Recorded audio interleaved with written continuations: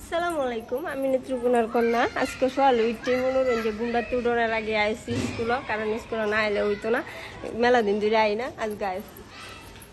এই যে বিদ্যালয়টা আমরা সবাই চিনে রাখবেন, আর যদি মন চায় অবশ্যই আগে চিনতেন, খুব ভালো পড়াশোনা হয়। আমরা এদিক দিয়ে দেখাই আসবো আপনারা, খুব সুন্দর একদম এই যে মনে করেন যে আমরা স্যারেরা আছে, আর এদিক দিয়ে এদিক আসতো তো অনেক সুন্দর। আমার বিদ্যালয়টা আসলে খুব সুন্দর, মনের মতো সাজানো হয়েছে। হয়তো বা এরকম অবস্থা না হইলেও মোটামুটি ভালোই সুন্দর আছে।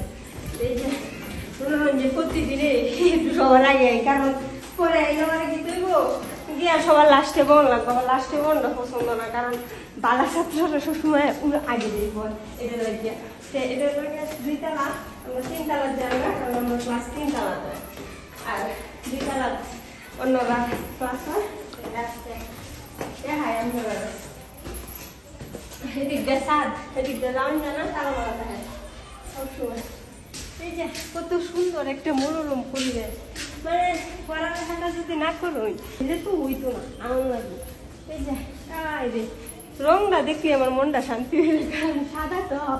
এদিক দিয়ে খুব সুন্দর একটা সিনারি। আর এই যে অবশ্যই আইলাম, আজকে কেউ আইসে না, আজকে সবার গেলে, কারণ আগে যদি নাই তাহলে মনে হয় যে ফার্স্টের বেঞ্চে বহাও সম্ভব হইব। আর ফার্স্টের বেঞ্চে বহন তো অন্যরকম একটা অনুভূতি। আর হিসেবে বইলেও পালাই লাগে, কারণ হিসেবে বইলে সামনেটা আমরা দেখবো না, দুষ্টমি করলে।